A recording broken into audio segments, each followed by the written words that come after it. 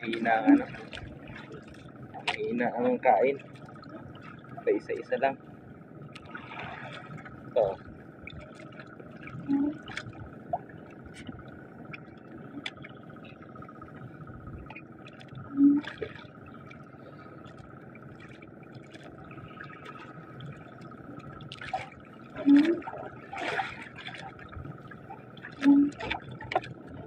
Ay, nakawala pa. Dapat pala dire-diretso yung paghila mga bro. Kasi pag once na natigil mo or nababa mo ng konti, tatanggal agad yan.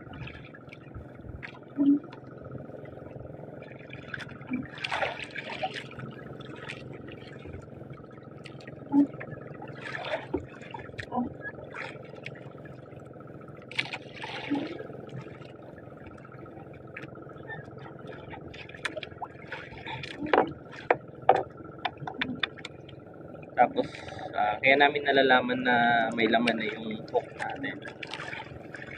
Mas bumibigat siya sa normal na bigat. Kasi, ito, ano to tingga. So, mabigat talaga.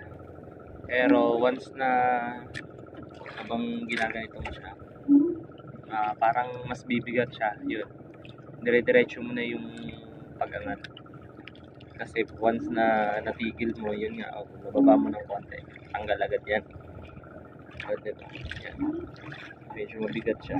So, dapat dire-diretso. Yan. Bro, dalawa. Ang babasa.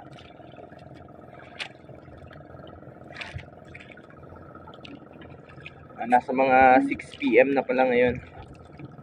So, ayan. Medyo madilim na yung paligid. Halos lahat busy na dito.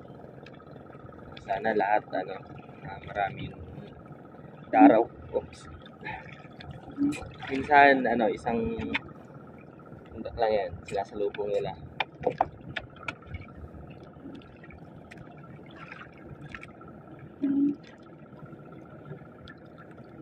Yung lalim pala is, lang, 4 na di pa mga bro. So, nasa, 20 feet.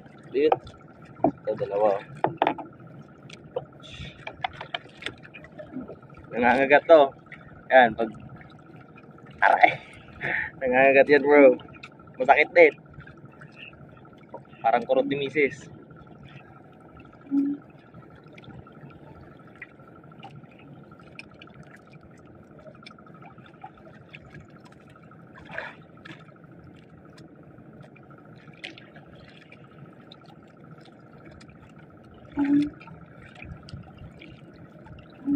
Wala.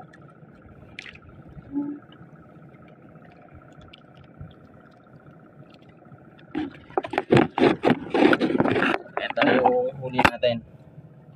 Yan. Ito na yun bro, yung pinaghirapan natin pa isa-isa. So, umabot siya ng 1 kilo. Yan. Time check.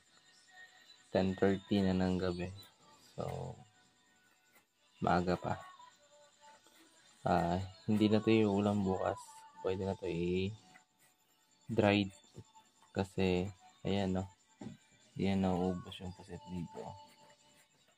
1 week na ulam. Araw-araw meron kaming putahe na puset. Kasi pa konti-kunti lang yung nahuli ko. Kaya, niluluto na lang. So, ngayon, ito, i-dried na lang natin. Kahit konti din. Isda na naman ang iulam natin. Hanap na lang tayo ng isda para bukas. Tara.